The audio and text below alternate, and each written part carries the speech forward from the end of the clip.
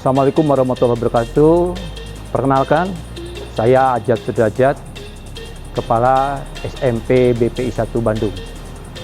Pada kesempatan yang berbahagia ini, saya mencoba berbagi pengalaman tentang tata kelola sekolah. Bagaimana mengatasi temuan permasalahan pembelajaran.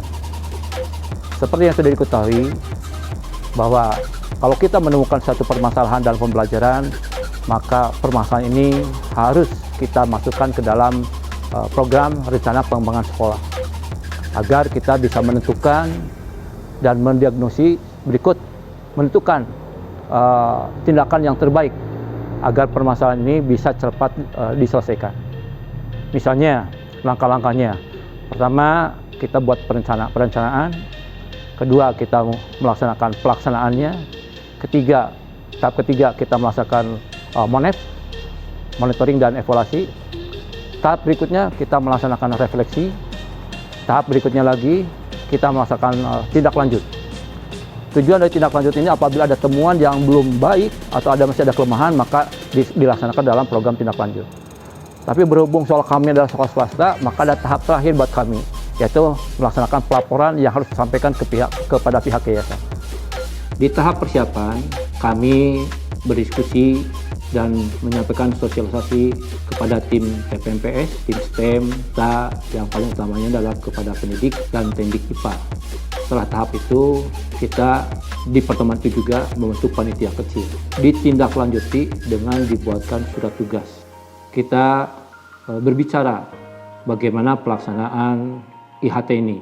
Karena kita sekarang sedang pandemi, maka diputuskan secara aklamasi bahwa IHT secara daring saja. Kita membuat daftar hadir, undangan kepada rekan-rekan ini cukup dengan via WA saja. Itu tahap persiapan. Ada tahap persiapan berikutnya adalah membuat program IHT daring. Dalam program ini kita sudah menentukan waktu dan jadwal IHT daring, termasuk juga menyusun biaya dan mengidentifikasi narasumber yang kompeten. Berikutnya, kita menyusun instrumen MONEF. Setelah instrumen MONEF, membuat jadwal MONEF, menyusun pertanyaan refleksi, membuat jadwal refleksi, dan membuat jadwal tindak lanjut. Baik, alasan kami SMP BPI 1 memutuskan narasumbernya Bapak Arif Hidayat MSI PhD ED. Beliau ini keputusannya berdasarkan kajian tim.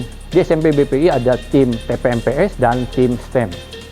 Saya selaku pimpinan selalu melibatkan tim ini karena mereka adalah terdiri dari guru-guru yang pintar, guru-guru muda, dan memang guru-guru ini sangat smart. Latar belakang Bapak Arif ini yang memutuskan kami menentukan beliau menjadi narasumber, yaitu track record-nya. Bapak Arif ini yang pertama yang kita kenal, dia adalah yang mengawal lesson study di Indonesia bersama dengan Pak Sumar selaku pimpinan lesson study di Indonesia. Berikutnya Pak Arif menyelesaikan pendidikan S3-nya juga di Jepang. Di samping hal itu, Pak Arif juga pernah menjadi dosen tamu di Amerika. Malahan terakhir beliau sekarang mencoba atau akan mendapat mandat dari pemerintah untuk menjadi pimpinan STEM yang akan berkolaborasi dengan negara Singapura. Dan kerjasama ini melibatkan juga P4 TK IPA di Kota Bandung. Nah, sebelum kita ke tahap pelaksanaan, kita wajib melaksanakan cek-recek atau gladi bersih berkenaan dengan sarana prasarana pendukung untuk melaksanakan IHT daring. Saya pada tahap ini coba menjelaskan tentang tahap pelaksanaan IHT. Nah, dalam pelaksanaan ini protokol kesehatan tetap harus kita laksanakan, yaitu 3M. Pertama, selalu pakai masker. Kedua, selalu mencuci tangan. Dan yang ketiga, menjaga jarak. Di pelaksanaan ini, kita mencoba itu diterapkan. Jadi, guru hadir ke tempat, karena guru-guru hadir ke tempat kita, itu tetap.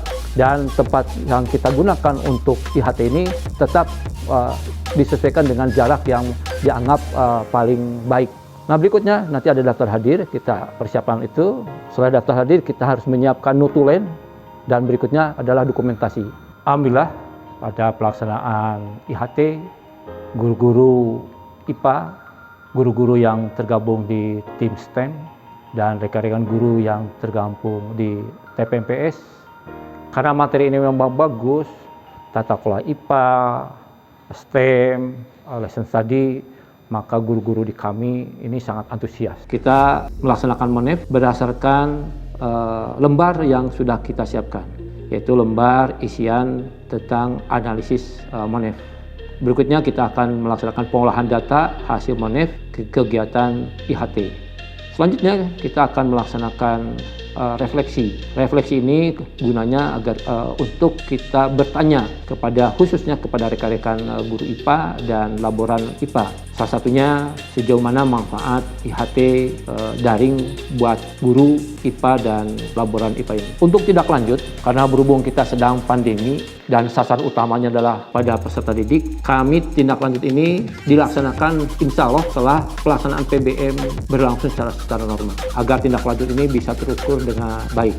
Untuk pelaporan, karena kami sekolah swasta, maka tahap terakhir setelah tahapan tadi, kita akan melaksanakan pelaporan karena kami harus menyampaikan hasil seluruh kegiatan kepada yayasan. Semoga bermanfaat buat kita semua, sekedar berbagi tentang bagaimana berlakunya atau sikap kita sebagai manajerial dalam memecahkan permasalahan pembelajaran di sekolah. Saya guru IPA, alhamdulillah setelah saya mengikuti IHT, saya mendapatkan materi yang sangat bermanfaat untuk pelaksanaan STEM dan tata kelola lem IPA.